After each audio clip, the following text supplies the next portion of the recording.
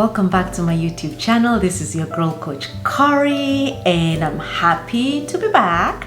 And remember, this is the place we inspire, motivate, and impact. Please, if you have not subscribed, please kindly consider subscribing and tap on the notification bell so that you can be notified anytime we have a new video.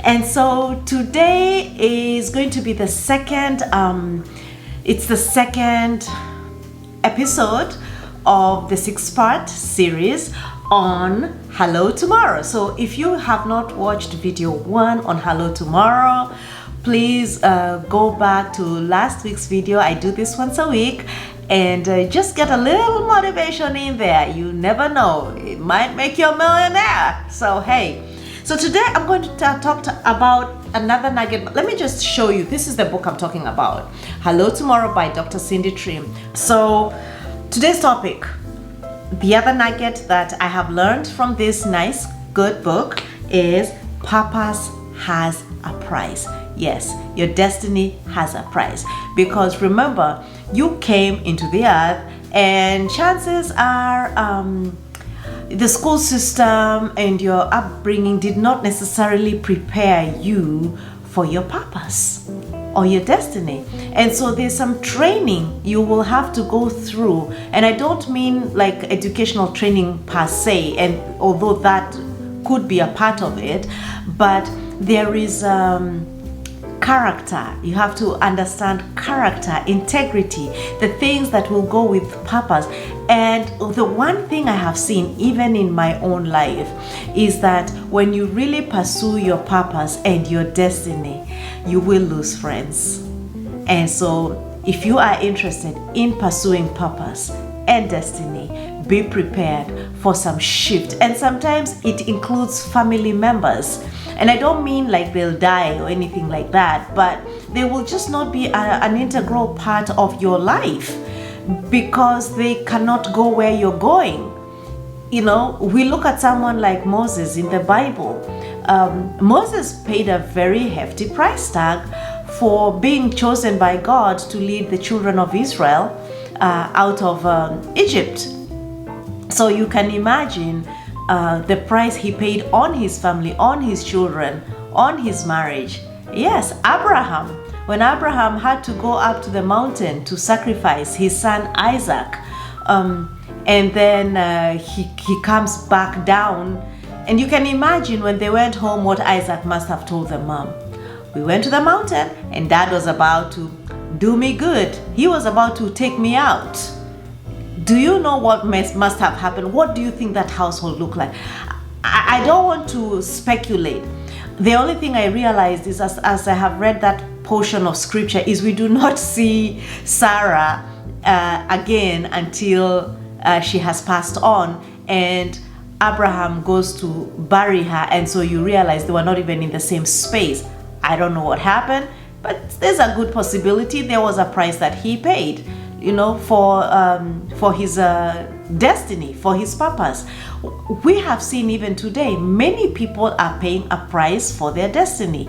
Because when you pursue purpose, you don't make sense to everybody else. But remember, the vision belongs to you. It doesn't belong to everybody else. And you don't need to explain your vision to people. In fact, the less they know about your vision, the better. Because you don't need everybody telling you how to do and what to do and not to do and how you're not capable. Because some people are too familiar with you. They cannot even see the giftings inside of you. So they will talk against that which God has put in you. So you do not need to share your purpose with everyone. And yeah, you will pay a price. Undoubtedly, I can tell you for a fact, you will pay a price. Some people will hate you. They will malign you. But that's all part of the process, because you're not usable until you have been processed, lest you get arrogant. I spoke to a friend of mine one time who told me they had gone through a very tough time in their marriage and it ended in divorce. And this person was a believer. And I remember they shared with me later on, and they said, if I had not gone through that, I would not understand what marriage problems are. Because they thought that people just didn't take time to work on their marriages. But when you go through a situation, that humbles you. You go through a situation that brings you down to your knees. You go through a situation where your name is maligned completely and you have nothing to protect anymore. It is only now, this is where Christians, we say you are crucified with Christ and resurrected in him, because even as you move and live and have your being, it is not because of who you are, but because of whose you are. Hallelujah. I didn't come to preach on this video. Oh God, I just kind of got carried away there. Anyway, purpose has a price tag. When your creator gives you a vision, he takes you to a land called possibility. It's not possible for everybody else. You know, I look at this. This is my mobile phone, okay? There was a time when I was growing up, we had two types of phones. We had the ones where, I'll put a picture, where you kind of put it on your ear and it has a dial.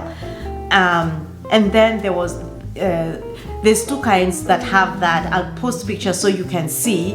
And then there's the one that just had a long cord. And then later on, in the 90s, I want to say in the 90s, we got the cordless. So you walk around the house, but it's a cordless handset. And later on, I think, I can't remember exactly when, but we got mobile phones. All those were people's visions, and they sounded crazy. The guy who came up with the concept of radio waves, that there is communication in the air, was taken by his friends to an asylum. That's the price he paid for that. Okay, when Henry Ford decided to make cars, everybody thought he was mad, because at that point all people had were chariots and horses, and now you're telling them that they're going to have this thing. He could see it. He could see in his mind a car, but nobody else could see it. I remember reading that when he told his engineers to come up with, I want to say it's a V6 or V8 engine, one of those, I can't remember which one, but they came up with, and he told them he needed it in one piece. They took a year and a half trying to tell him it cannot be done. These are engineers telling a guy who is not an engineer, and he insisted, because in his head he could see it.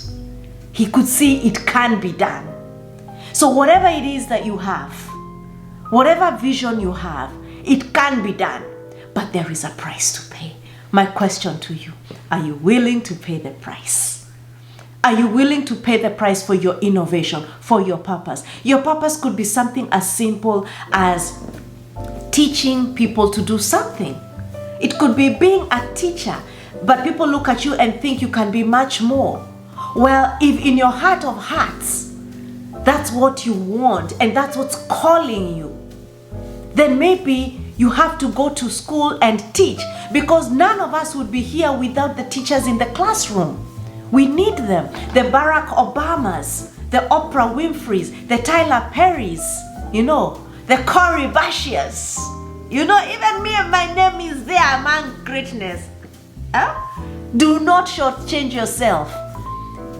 All of us need destiny helpers. Maybe you are that destiny helper. And just for the record, when you do not pursue your purpose, you actually abort other people's destinies. There are people who are waiting on you to step into your purpose so that you can lead them to theirs. It's a chain. It's like a big puzzle. Everything falls in place. We all need each other. I'm sitting here in my office, in my house, sitting on a chair like this, an office chair that somebody thought of and decided to make. I have a desk somebody thought of and decided to make. There's electricity.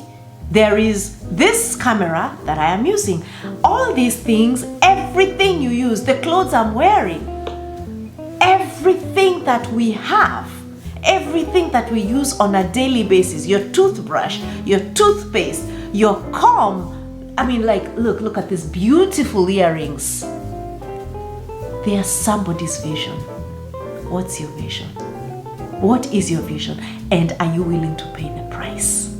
Are you willing to allow us to experience that which is in you that even you cannot see? Let me say something else from this book. Today is the tomorrow that you thought about yesterday. Today is the tomorrow that you thought about yesterday. My question is, what have you done with what you thought about yesterday? And what are you gonna do about your tomorrow? You see, whenever you leave it to chance, remember in my last video, I said you must own your future. You must take responsibility. You can sit here and blame everyone. Like right now in this season, everything is COVID happened. COVID happened. Do you know how many millionaires have happened during COVID? And to be very honest with you, for me, my year 2020 was really not bad. Let me just be transparent. It was not a bad year for me. In fact, I was able to do quite a bit. I traveled probably more than I normally do. I was able to go home to see my mom, and we were able to go on an international trip on holiday. Yes, during COVID. It was a matter of perspective. My point to you was, my 2020 wasn't bad. And that's because I refused to embrace the fear that came with the pandemic. Yes, there was challenges, absolutely. But I refused to dwell on those challenges. And so now, the story I wanted to finish with on the gifts, on purpose. I remember when I was much younger, in the church I used to attend, we were meeting in a gymnasium. And I kind of would look at the front of the table because we were renting out, well, I don't know if we were renting or were given, whatever, but it was in a gymnasium. But the table where the pastor would put, let me call it the pulpit, but it was a table where he would put his Bible and preach from, I was a bit wanting. So one day I asked if it was okay for me to kind of spruce up that table. And so I spruced it up, and all I did really is go get some plastic flowers from one of the stores and put them in front. And because I went to a Catholic school, I put some candles, because that's what I thought an altar is supposed to look like anyway. And I put some candles, and every Sunday, religiously, I was in church early to be able to do that before the service started, and put, of course, that white tablecloth and everything that goes with it. So one couple decided to wed, and as they were assigning duties, because it was kind of like a community wedding kind of thing where all of us were chipping in and helping, they told me, hey Corey, you're gonna do the decor. I'm like, what do you mean I'm gonna do the decor? They said, yeah, you're good with decor. I said, what do you mean I'm good with decor? I've never done decor. They said, yes you do. Every Sunday you do decor in church. Please note, I just had 2 flowers in some vases that I would put. I bought them pre-arranged, kind of something like this. Let me show you. Something like that. Nothing complicated, nothing fancy. So anyway, long story short, I decorated that wedding. That was my first wedding to ever decorate.